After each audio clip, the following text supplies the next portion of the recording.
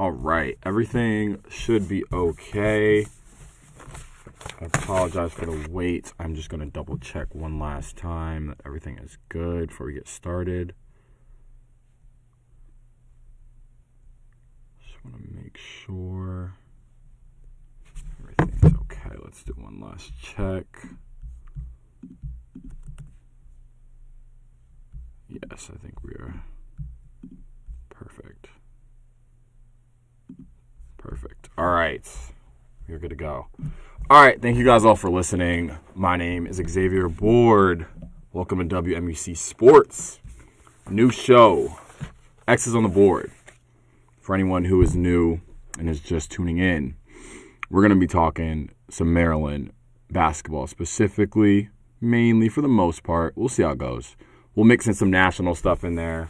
But I'm a guy that likes to get into recruiting, likes to get into a lot of things that are more than just what happened during the game. Some things you might have missed, some overall basketball trends with how a team or an organization is looking, what that might mean for the future. Point is, if you're coming for simply basketball analysis, you'll get it sometimes, but you won't get it all the time.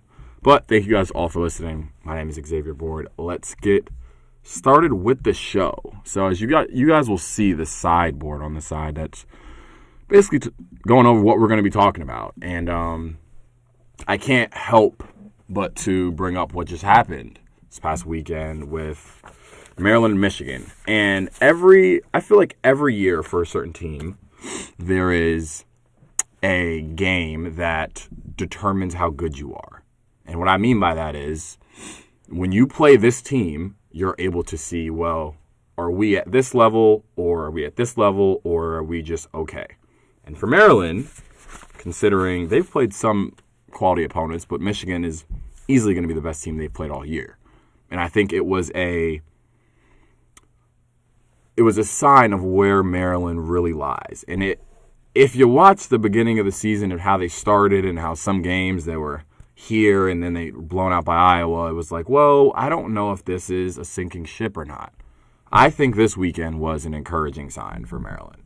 I think they showed that even if you don't consider them a national power, that they were competitive with, as of right now, probably the best team in the country the way Michigan is playing, and they had key injuries on Maryland's side. So I think this was very encouraging. Again, Pharrell Payne played 15 minutes last night, went out with an injury. Solomon Washington played 10 minutes. And again, there were a lot of encouraging signs for Maryland. The first one was how well Maryland shot from three, right? Maryland shot 14 of 27 from three. And again, 8 of those were from Diggy Coy, and he absolutely changed this game with his shot making and was the reason that the game was close. Miles Rice hit some timely shots as well. But again, you could feel the energy, especially in the first half, where it felt like, whoa, is this going from a season where it's a clear, or not clear, but a sign of a Buzz Williams rebuild year to, well, little Maryland might beat the best team in the country at home. And from there, the season shifts. It goes from that to, well, we need to compete because it's very clear that we can play up to the top teams. And that was on display here. Again, in that second half where, again, the size of Mora down there and Lendenberg, and it eventually took its toll, where in the first half it was like, well, Maryland was rebounding pretty well.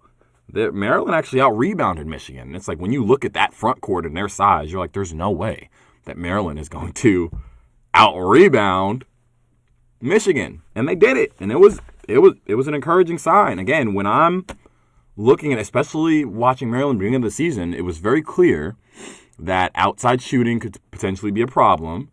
And we were over-reliant on 2-point baskets. And there was not enough 3-point volume to keep up with some of these elite offensive teams.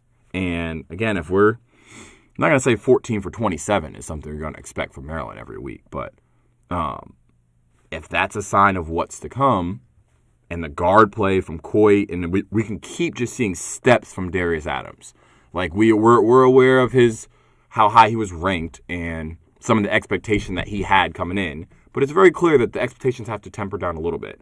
You just want to see gradual progress. And again, in this game, he wasn't great. Like again, you want to see the shot selection improve. You want to see him be able to pick his spots a little bit better. But again, as long as you're seeing some gradual improvements and still seeing him again compete on the defensive end, I think it was an encouraging sign. Does this mean this is some sort of jump into where we're going to compete and we're going to be a threat to be one of the teams that could win it all? I'm not saying that. It's a little too early. Like, you look down the schedule, again, Virginia, this week is always going to be tough at Virginia. Got Michigan State later in the year. Got Purdue. So maybe Michigan wasn't the best team that Maryland has played yet. Again, we are in Big Ten play, and this is going to determine everything here. Whether that Michigan game, maybe Michigan didn't have their foot fully on the gas, or, okay, is this a team that in the Big Ten tournament Maryland can turn some heads? Because, again, I think if Diggy's going to continue to shoot that way and Farrell is there and we know what type of presence he is inside as a rebounder and as a guy that gets to the line, if Darius can slowly improve, because you need that freshman guy who's going to – you need that young spark, and he has to be the guy if we're going to play against other teams with elite caliber freshmen. It's just what has to happen for Maryland to be in that conversation. So those are my, I guess, big takeaways from the game. I will say Maryland, I'm not going to say that this was unsustainable, because again, I think the injuries, the game could have been completely different. It could have been something that was, again, Maryland is on the face of ESPN, had just shocked Michigan. I thought they did some things well.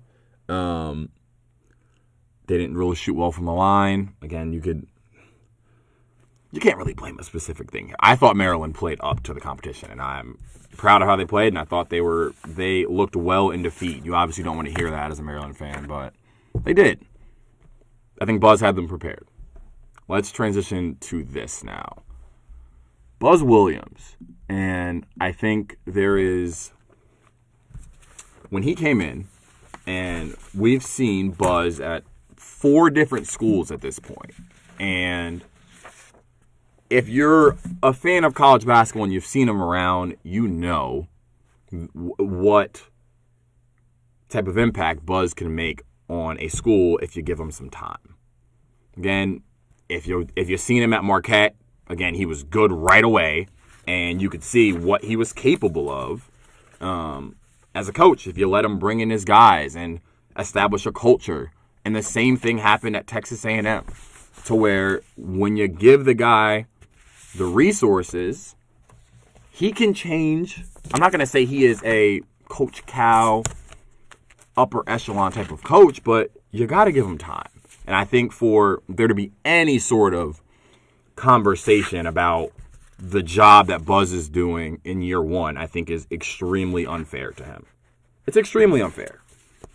Let's start with this. I'm going to give some context of again, why, even if this season doesn't go in the direction that maybe some fans are thinking based on how last season turned out. Again, the way last season turned out set an expectation that it's going to be hard for Buzz to meet. Considering I don't think as of right now there is an NBA level player on this team that's meeting Derek Queen. As great as the guards are, I think Jacoby Gillespie and Rodney Rice are the guard play won't exactly be replicated by those two guys.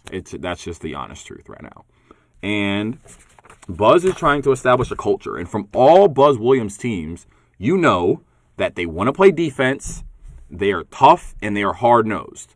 And so far, I think besides that Iowa game, we've seen that.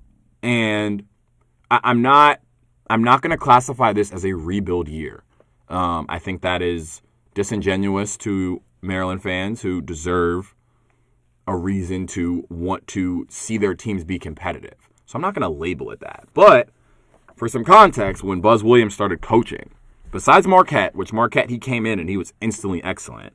He was 25-10, made the second round of the NCAA tournament in his first year. But when he went to Virginia Tech, which I forgot to mention, he was 11-22 his first season, right? The second season, they made the NIT. So it wasn't until his third year that he made the NCAA tournament. Let's move on to Texas A&M. The same thing. It didn't take him. So Texas A&M, it actually took him 4 years to make the NCAA tournament. And you're probably like, whoa, that takes a while.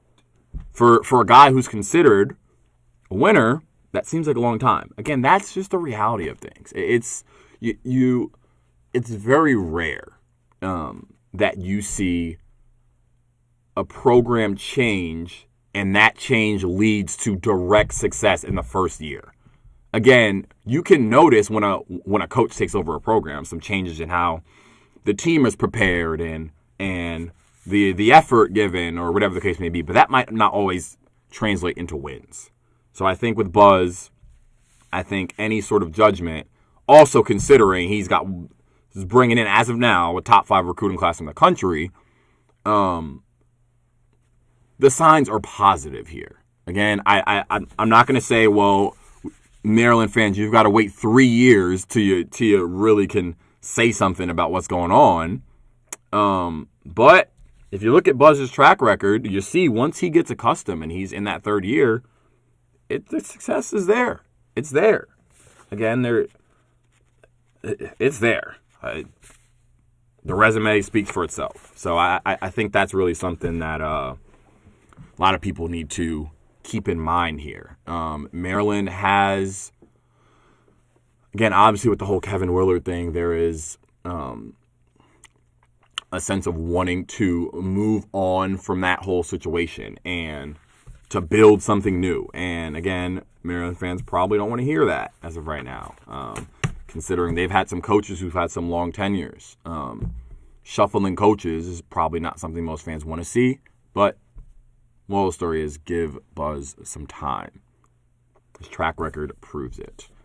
All right, we're going to take a quick break, and when we come back, we're going to talk about this new era of college basketball and what this transfer portal era is doing to the game. Is it making it more competitive?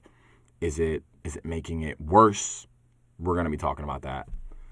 Give me a few seconds, and I will be right back. Thank you guys for tuning in, as always.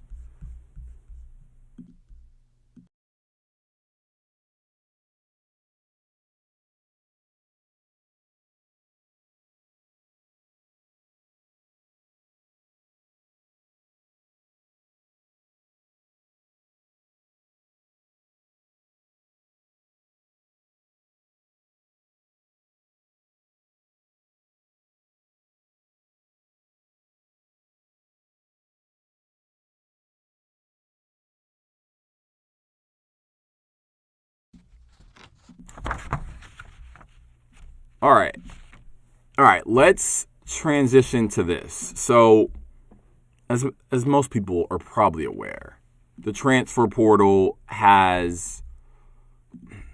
it's changed the landscape of college basketball to where a few years ago, if you're watching college basketball, you're used to, well, guys are going to get recruited, and they're going to come out of high school, they're going to get implemented in the program, it's going to take them a few years to develop, or they're the guys that are NBA ready and they're going to go straight to the NBA.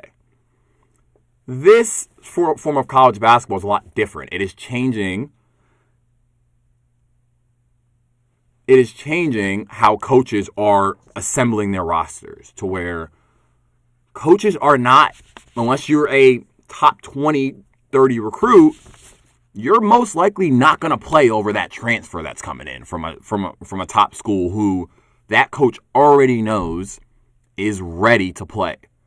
Prime example is Maryland. When Buzz Williams came over, Maryland brought over 4 of their transfers, and most of these guys were rotation pieces. They brought 2 other guys from Kansas, brought a guy from Indiana, Miles Rice, Isaiah Watts from Washington State, Elijah Saunders from Virginia, and Colin Metcalf from Northeastern. Completely new team. But what I think this does, yes, there are some positives to where you have guys who are more ready and who have played with each other or no, not who have played with each other, but guys who have experienced college basketball and know the adjustment from high school to college. They know all these things. They're veterans.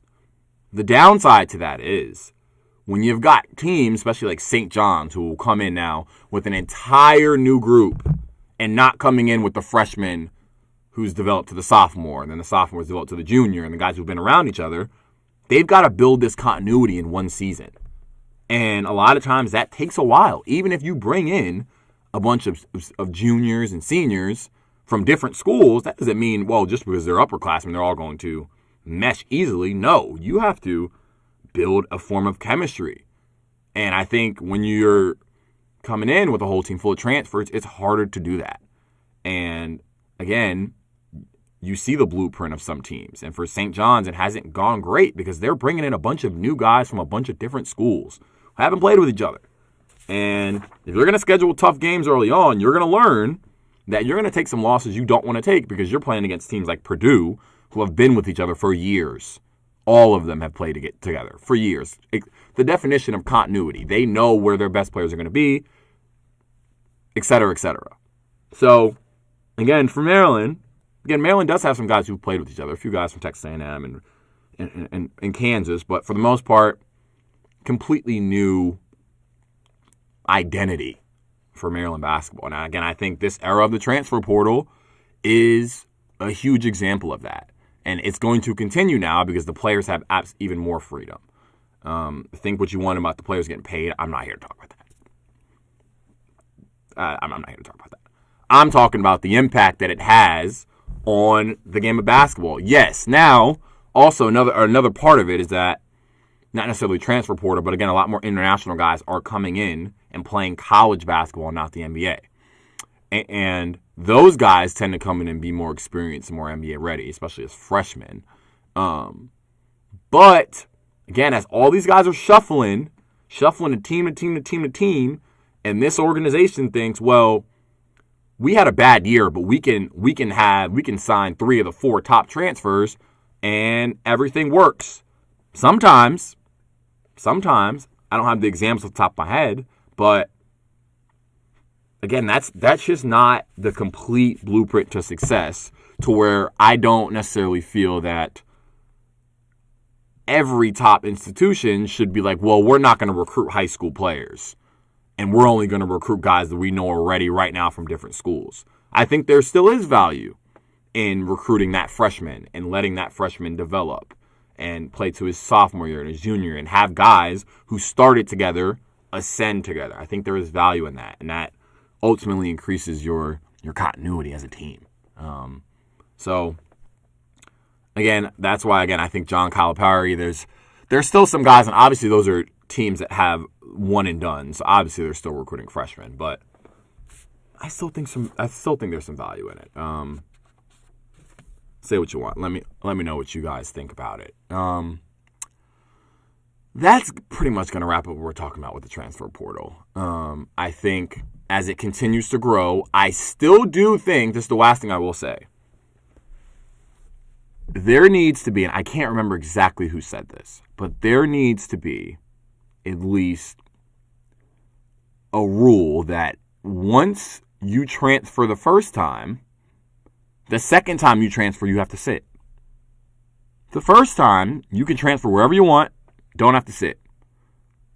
After that second time you transfer, there needs to be some sort of rule that says, no, you can't just hop around from team to team to team.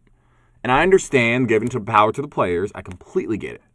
But after a while, there's becoming less and less teams that are built on continuity and culture. Again, like when I think of it, I think of Purdue.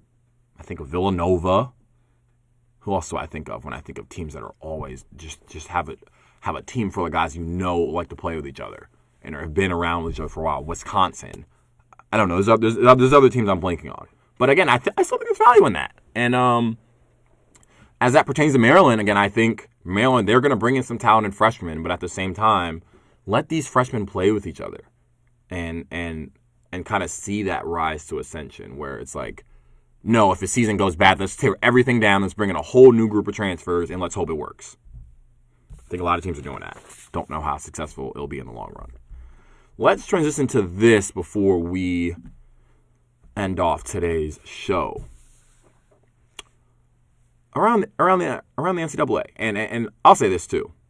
Again, it's conference play is starting, so I think this is ultimately when the season starts. Right, the exhibition games, they matter, but when you're sitting there in late February and you're about to fill out your bracket and you're looking at the games that they played, you're not taking too much value in the idea that they played in the Maui Invitational semifinal game in November. You tend to be like, well, let's see what you did in conference play and in the conference tournament. And I think this is where it's a very interesting stretch for a lot of top teams. Again, Purdue, Michigan, the top teams look dominant. Dominant. Michigan is blowing teams out. Purdue, for the most part, besides a game that they probably shouldn't have been in that situation, they have dominated. And I feel like last year there wasn't a UConn like it was 3-4 years ago, where it's like, yeah, it's this team, everyone's head and shoulders. Last year it was like, well, could be Duke, could be Houston, could be Michigan State. There's no one who's really head and shoulders above every other team. And again, this year, I feel exactly the same way. Let's look at the rankings here. Between Purdue and Michigan and Arizona, who's looked great, and Duke, who's looked great, and Iowa State with one of my favorite guards in the country, Tamin Lipsey. I don't know, and I'm not mad at it. Again, Purdue's got the most experience as of right now. I trust Braden Smith probably more than any point guard in the country because I know he's going to make the right decisions when it needs to be. Again, with Michigan, I still don't really trust Elliot Cadeau like that. I think he's doing a good job. I don't really trust him like that. Caleb Foster's there. Again, UConn has done a really good job of keeping their veteran seniors, but also implement some freshmen. Braylon Mullins, I'm one of the best shooters in the country. I'm really excited to continue to see him ascend under Dan Hurley. And then UConn just did a great job of bringing back a lot of their guys. So I think they're up there as one of the favorites. Gonzaga is always going to be the weirdest team in college basketball because, again, they have the conference they play in, and you're like, well, and they have beat some good teams, but it's always like when you look at them in March, you're like, well, they played 2 to 3 good teams in the entirety of the season. How do we stack them up against all the other teams that are in college basketball? Gonzaga is always weird. Again, I'm always going to believe in Houston because of their head coach. That's just the reality of it. I know that they're going to come prepared every night, and they brought back some key guys that we know have played in the biggest spots. Again, one of their freshman point guard, Kingston Flemings, is proven to be one of the best guards in the country. I'm never going to doubt Houston. Same thing with Michigan State. The most interesting team, though, that we're going to talk about before we head out are the two teams with the two best players in the country, or the two best freshmen in the country, excuse me. That's BYU and that's Kansas. And when I watch BYU, there's a lot of times I'm like, well, they look like one of the most dynamic offenses in the country, and how are you going to stop AJ when you got Rob Wright getting in the lane, kicking out to Richie, and Richie's hitting a million threes, or AJ's getting to the paint, kicking out to Richie, and you got Keem Makeda blocking stuff. But then there's sometimes I'm like, they just look like, all right, AJ, let's get the ball to you and let's just figure it out.